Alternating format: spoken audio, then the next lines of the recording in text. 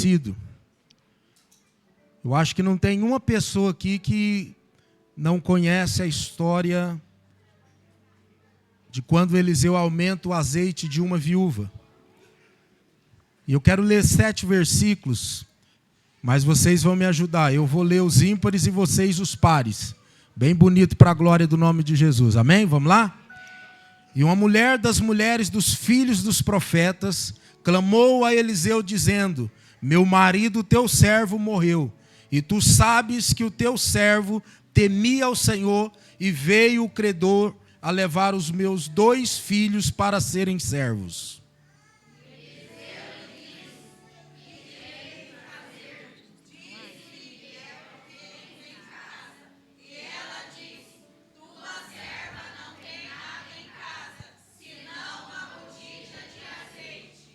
Então disse ele: vai, pede para ti vasos emprestados a todos os teus vizinhos, vasos vazios, não poucos.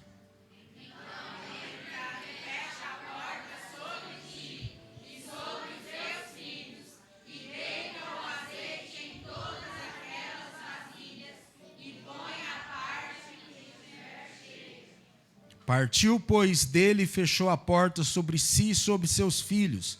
E eles lhe traziam os vasos e ela os enchia.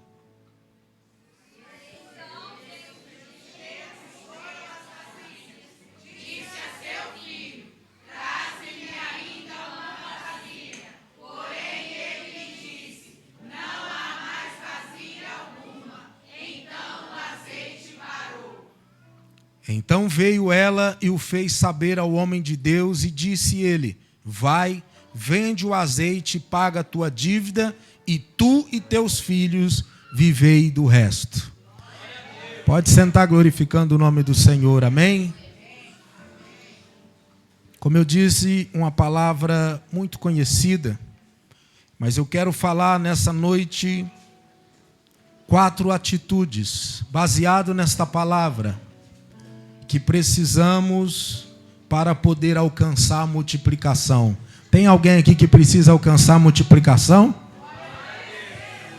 Eu quero... Deixa Deus te usar aí, Bruno, hoje. Eu quero declarar nessa noite, em nome de Jesus, irmãos, que haverá multiplicação na tua casa. Que haverá multiplicação no grupo que você lidera. Vai ter multiplicação no pequeno grupo que não tem multiplicado. Vai ter multiplicação nas finanças. Tudo que você tocar, tudo que você precisar, se você seguir essas 4 atitudes, Deus vai mover e vai ter multiplicação em nome de Jesus. Amém? Todos nós conhecemos essa história, irmãos. E nós vemos aqui uma mulher que estava extremamente preocupada, porque além de perder o esposo, corria risco de agora perder os 2 filhos para os credores, devido à dívida que o marido deixou. A primeira atitude nossa, irmãos, para alcançar a multiplicação, vou repetir o tema aí. O que precisamos fazer para alcançar a multiplicação? E eu vou te falar 4 atitudes. A primeira: você precisa detectar a causa do problema. Qual era o problema dessa mulher? O problema era financeiro. O problema era uma dívida que o marido deixou, e agora os credores veio para receber, e como ela não tinha condições de pagar, eles então dizem: então nós vamos ter que levar os seus 2 filhos para ser escravo em troca da dívida. Eu não sei qual é a área que você hoje talvez está enfrentando algum problema. E problemas, irmãos, é assim, às vezes as coisas estão indo tudo bem. Às vezes está tudo encaminhado. Às vezes está tudo tranquilo. E assim, ó, num estalar de dedo as coisas mudam de lugar. Num estalar de Deus as coisas, num estalar de dedo as coisas descontrola de uma hora para outra. E não sei se você já observou, às vezes tem momento que surge um problema E aí você fala, meu Deus, surgiu um problema. Quando você menos espera, aparece outro, tudo meio de uma vez, como se fosse um grande furacão contra nossas vidas. Alguém já vivenciou isso na sua vida aqui? Tem alguém? Tem alguém mais sem ser eu?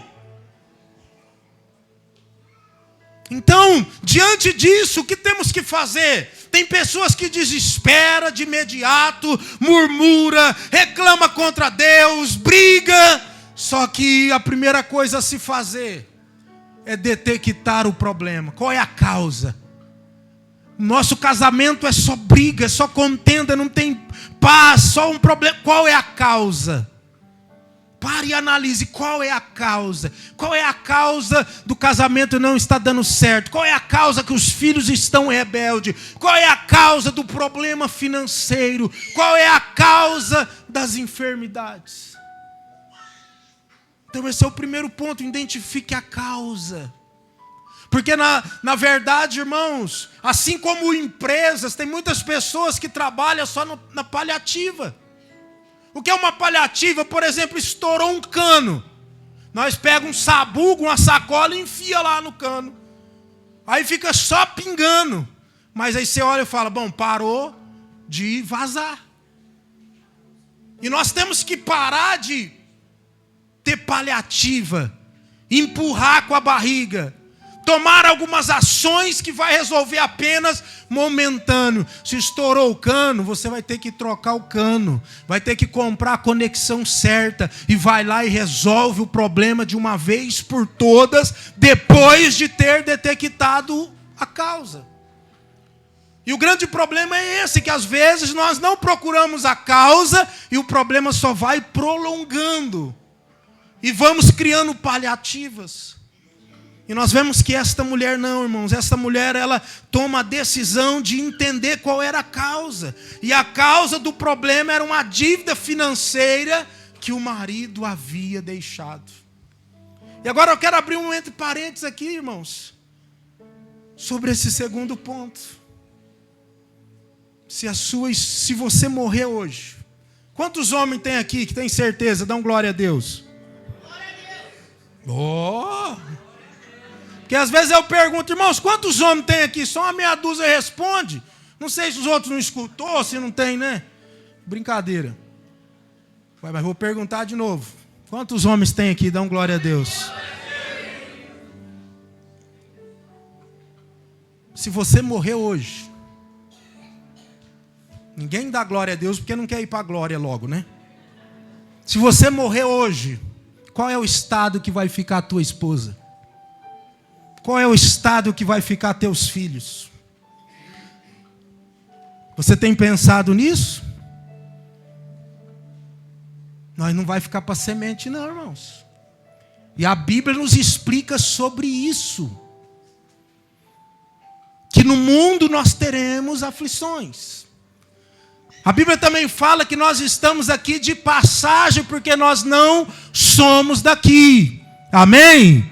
Eu não sou daqui. Tem mais alguém que não é daqui? Eu estou aqui de passagem, porque existe um lugar celestial, que Jesus disse que eu vou preparar lugar para que vocês estejam comigo aonde eu estiver. Então eu estou aqui de passagem. Nós estamos aqui de passagem. Então, acredite que você vai hoje, amanhã, daqui 20 anos, 30 anos, 50 anos, mas você vai. Amém? Pode ser que ele chame a sua senha hoje, amanhã. Todos nós estamos numa fila, esperando chamar a nossa senha. Pode ser que seja daqui 30 anos. Mas a senha vai chamar. E eu pergunto, como você deixaria sua esposa hoje? Como você deixaria os seus filhos? Você deixaria elas como este homem deixou? A mulher extremamente endividada, com risco de perder até os filhos. Pense nisso, meus irmãos. Pense nisso, porque a Bíblia diz que a nossa família é o bem maior que nos deu. que Deus nos deu, e eu e você somos o sacerdote dessa casa, o sacerdote dessa família. É nós que vamos conduzir, é nós que temos que direcionar, é nós que temos que pensar no futuro, é nós que temos que pensar no futuro dos nossos filhos, e assim por diante.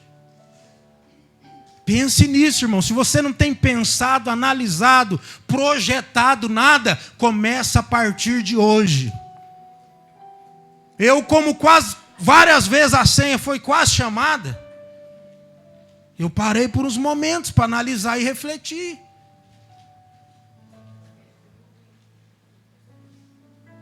E tenho tomado medidas.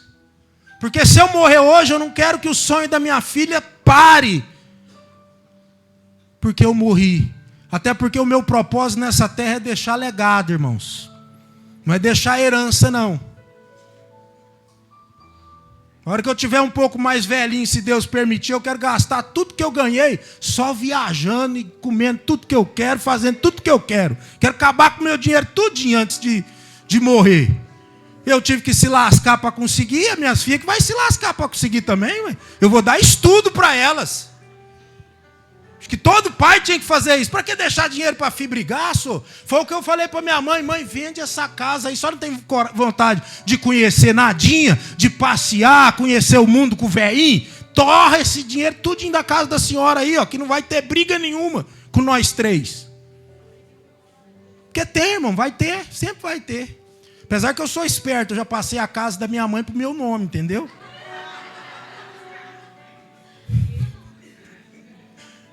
Sou bem esperto.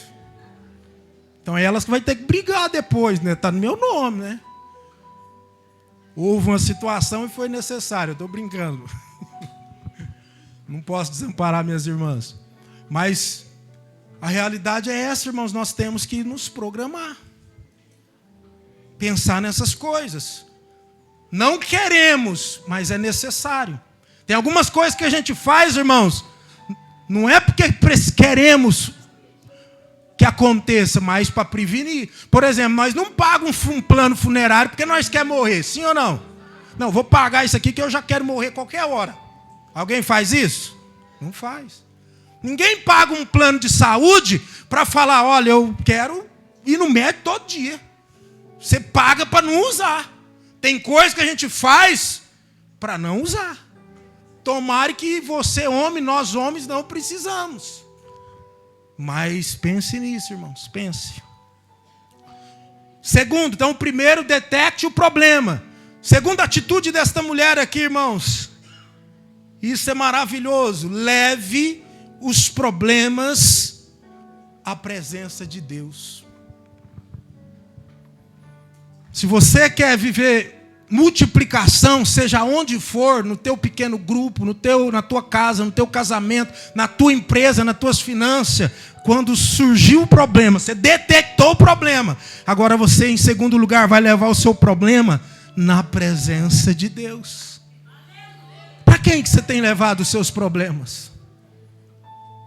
Para quem, irmãos, você tem levado os seus problemas? Entenda isso aqui, quem não resolve os seus problemas, não precisa nem saber deles. Porque se ele não vai resolver os seus problemas, vai acabar espalhando por aí.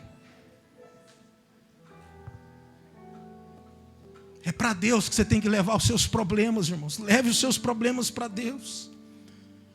Ela clamou, foi ao profeta e pediu ajuda ao homem de Deus. Leva os seus problemas para Deus.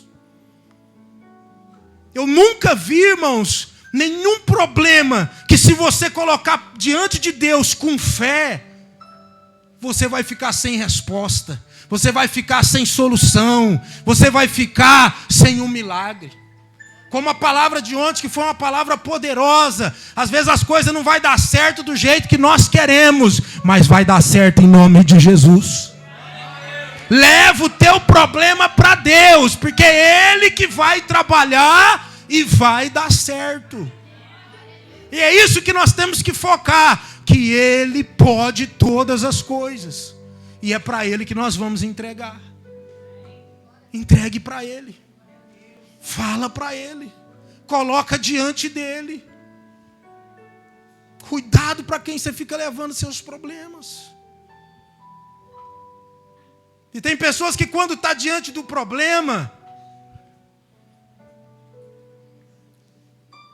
murmura. Sabe aquela pessoa que quando tudo dá errado, a primeira coisa ele murmura? Irmãos, tem crente ou pessoas que se dizem cristãos que eu fico indignado. Tem gente que se revolta contra Deus quando acontece alguma coisa. Você já viu alguma pessoa, eu conheço várias, que deixou de vir na igreja porque morreu um ente querido, porque perdeu alguém, e aí a pessoa olha e fala, não, mas Deus tinha que ter salvado. Deus não podia ter deixado morrer. Agora eu não quero saber de Deus, eu não quero saber de igreja. Aonde estava Deus quando aconteceu isso? Cuidado, irmãos. Cuidado, porque Deus é soberano e nós temos que ter entendimento que estamos aqui de passagem. Se Ele quiser curar, Ele vai curar. Se Ele quiser salvar, Ele vai salvar. Se Ele quiser operar o milagre, Ele vai operar o milagre. Mas entrega tudo nas mãos dEle, porque a Bíblia diz que tudo coopera para o bem daqueles que amam a Deus. Até mesmo a perca, até mesmo a dor. Talvez você não entenda no momento, mas lá na frente você vai entender que foi para a glória do nome de Jesus. Tudo coopera para o bem. Deus tem um propósito acima de tudo. Mas leva o seu problema para Ele. E essa mulher foi o que ela fez. Ela vai até o profeta e diz: meu marido, teu servo, morreu e me deixou numa situação difícil, endividada e correndo risco de perder meus filhos. O profeta olha e diz: mas o que eu posso fazer por você? Como que eu vou resolver isso? E de repente eu vejo Deus direcionando o profeta e olha para ela e diz: o que você tem na tua casa? Não, em casa? Não tem nada. Não, peraí, tem uma botija de azeite. Só uma botija de azeite. E eu quero perguntar para você nessa noite: o que você tem em casa? O que você tem? Deus não quer nem saber o que você não tem. Ele quer saber o que você tem. Porque o pouco que você tem é o que Ele vai usar para fazer grandes coisas na tua vida. É o pouco que você tem. É a pouca esperança que você tem no teu casamento que Deus vai usar para restaurar esse casamento. É o pouco dinheiro que você tem que Deus vai restaurar a sua vida financeira. É a pouca fé que você tem que Deus vai mover para agir e mudar a tua situação. Então Deus sempre vai trabalhar com o que você tem. Ele não está nem aí com o que você não tem. O profeta foca no que ela tem e diz: faz o seguinte, vai,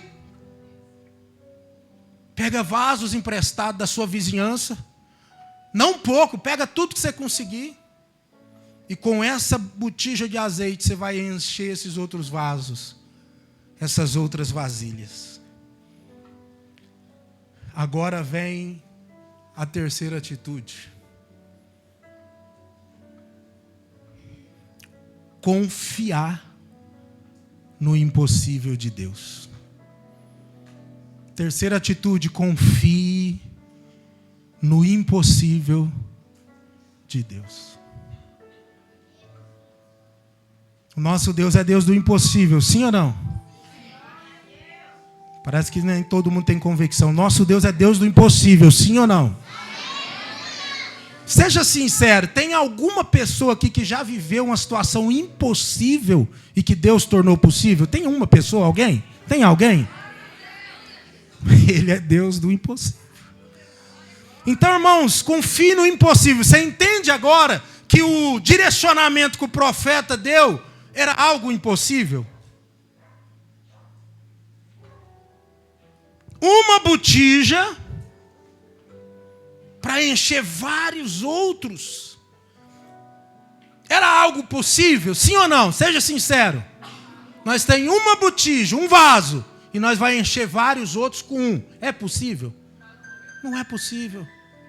Só que aqui, o que essa mulher fez? Ela confiou no impossível de Deus.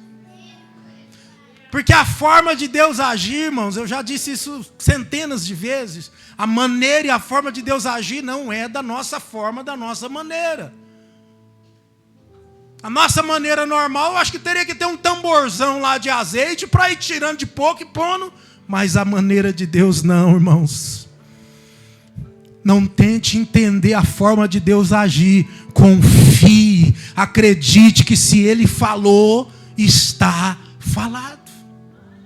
O grande problema nosso é esse, porque se Deus deu um direcionamento, ou se está acontecendo alguma coisa na tua casa, na tua família, que você vê uma lógica e vê que no fim vai dar certo, às vezes você acredita e confia, mas quando você vê o negócio descontrolado, sem saída, você não consegue confiar que Deus é poderoso para fazer o impossível.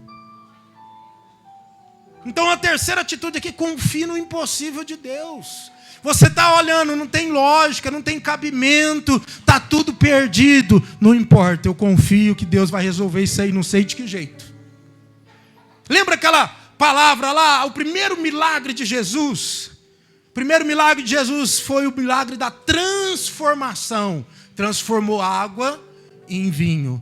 E esse é o primeiro milagre que Jesus sempre quer fazer na nossa vida. O milagre da transformação. Transformar um homem sem valor, pecador, transformar num vaso precioso. Mas o que me chama a atenção ali, irmãos, era a mãe dele crendo e confiando. Olha, Jesus, acabou o vinho da festa. Ele olha e fala, mas mulher, o que eu tenho contigo? O que eu tenho a ver com a festa? Não tem os organizadores, não tem o povo que comprou, manda buscar mais. Era isso que ele estava dizendo. Não é chegada a minha hora. A mulher confiante, crendo, nunca tinha visto ele fazer milagre não, irmão. Cria que ele era o Filho de Deus. Chama os rapazes, isso eu acho maravilhoso, já disse aqui não sei quantas vezes. Chama os rapazes e vem cá, esse aqui é Jesus. Faz tudo o que ele mandar. E vai embora, mulher. Por que ela vai embora? Porque ela cria, diga comigo, ela cria no impossível. E é isso que temos que fazer, irmão. Tem coisas que nós temos que chegar lá e dizer, Jesus, ó, tá aqui. Vê como que o senhor vai resolver esse problema para mim aí. Sai confiando. E foi isso que ela fez, faz o que ele mandar. Ela não sabia como, de que jeito, o que ele iria fazer, mas ela estava crendo no impossível. Olha para a pessoa que está do seu lado e diga para ele, creia no impossível. Deus faz. Creia no impossível, Deus faz. Deus faz, irmãos, Ele é poderoso, Ele faz. Ele pode mudar as coisas assim, ó. Ele faz. E Jesus então resolveu o problema com uma palavra. Vai, enche as botijas, tudo de água. Os vasos, tudo de água. Depois que encher, mostra para o responsável da festa. E nós já sabemos o resultado. Ele não fez mais nada. Só mandou encher os vasos e levar para servir. A hora que o cara bebe lá um pouquinho. Nossa, que vinho delicioso. Vocês... Porque geralmente eles soltavam um vinho bom no início e depois um vinho mais fraco, mais ruim. E ele diz, ué, mas deixaram o vinho melhor para o final. Sabe por quê, irmão? Quando Jesus entra, ele só faz o melhor para mim e para você. Não é pouca coisa, não, é sempre o melhor. Então creia no impossível, irmão. Começa a buscar de Deus a fé para você crer e olhar e ver está tudo perdido, mas você tomar posse. Deus, eu não sei como, mas eu confio que o Senhor vai mover, fazer, transformar, agir nessa situação, nessa vida, nessa pessoa, nessa causa. Essa é a terceira atitude, confie no impossível. E por último, irmãos, para mim encerrar, Entre em um propósito de oração. Repita comigo, entre em um propósito. Depois que ele deu o direcionamento, ela creu no impossível, o que ela faz? Ela vai para dentro da casa dela. Entra dentro da casa dela. Os filhos já tinham pegado todas as vasilhas. Trancou a porta da sua casa. E ali eles entraram num propósito.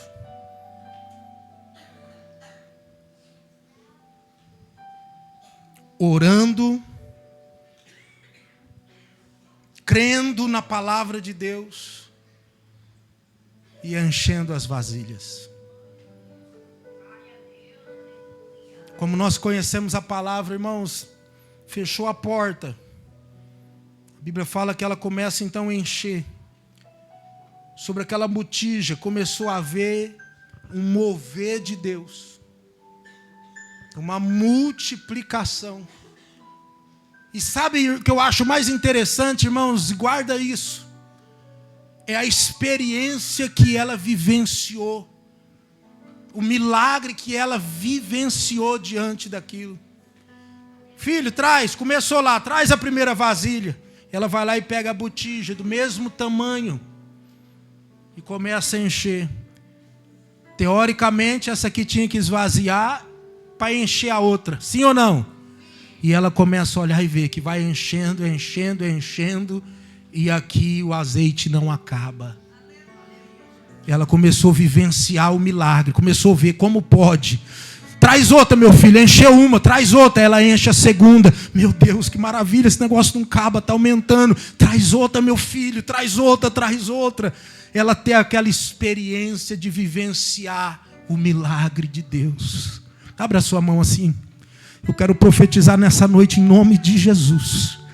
Que você venha viver experiências milagrosas, onde você vai ver a mão poderosa de Deus e o milagre sobre a sua vida, o qual você vai vivenciar e ver realmente o meu Deus é Deus do impossível. Se você crê, glorifique o nome dele.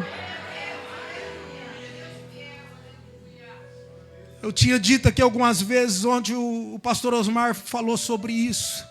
Sabe por que às vezes, irmão, a gente passa algumas coisas, enfrenta algumas situações difíceis, porque Deus não quer que apenas você veja um milagre na vida de outra pessoa. Deus não quer que você fique testemunhando, olha, Deus operou na vida da irmã Mara e restaurou a saúde dela. Não, Deus quer que você vivencie e diga, olha, eu estava com câncer e fui curado.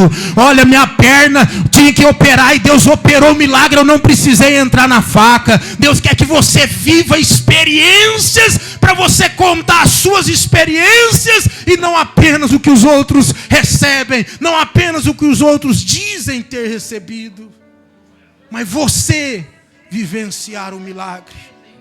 E eu vejo quão grande essa mulher vivenciou aquela experiência maravilhosa.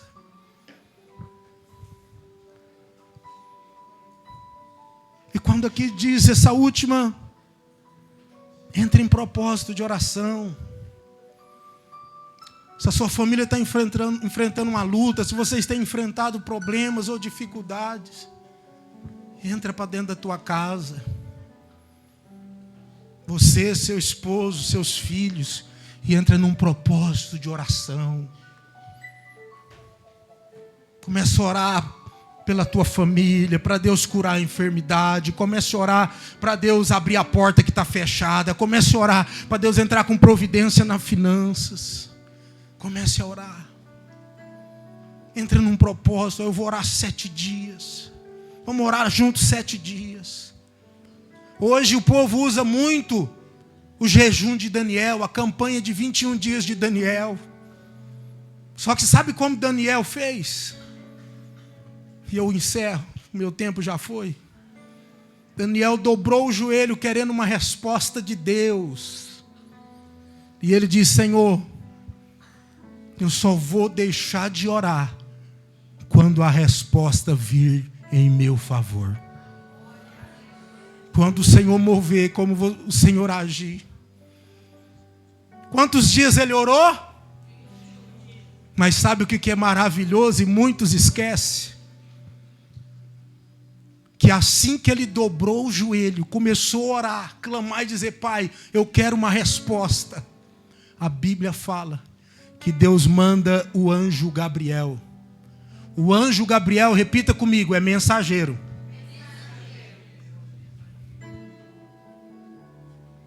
O anjo Gabriel vem para entregar, responder a oração. A Bíblia fala sobre uma luta nas regiões onde os demônios ali começaram a barrar Gabriel de entregar a mensagem. Porque existe um mundo espiritual, irmãos, e que às vezes a gente finge que não conhece. A gente acha que as coisas é tudo visível. Mas a Bíblia fala que o diabo ele veio para matar, roubar e destruir. E 24 horas por dia ele fica tentando destruir a nossa casa, a nossa família. Você já viu que de repente o casamento está tudo bem, e uma palavra o trem já bagunça tudo? A Bíblia diz que ele está ao nosso derredor. E então houve, a mensagem já era para ter sido respondida. Então houve lutas, guerras nas regiões celestiais. E aí, Deus manda quem? Quem que é o anjo de guerra? Diga comigo, Miguel. Enquanto Miguel ficou lutando com aqueles demônios, potestades, Gabriel desce. Presta atenção nisso para você dar um brado de glória aí. Gabriel desce, chega até Daniel, que estava fazendo o quê? Não, mais forte, estava fazendo o quê? Aí o anjo chega e diz assim: Daniel, presta atenção para você dar um brado aí agora. Daniel, desde o primeiro momento que você dobrou os seus joelhos, Deus ouviu a sua oração. Quantos dias ele estava orando? Mas Deus ouviu ele desde o primeiro momento. Esse é o nosso Deus, irmãos. Diante das adversidades, entre num propósito de oração.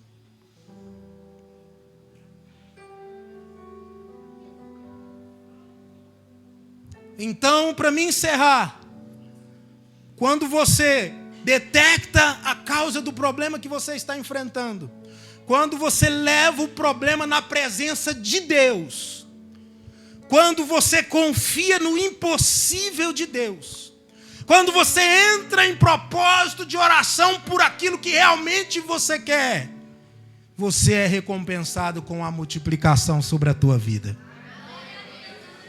Se coloque de pé.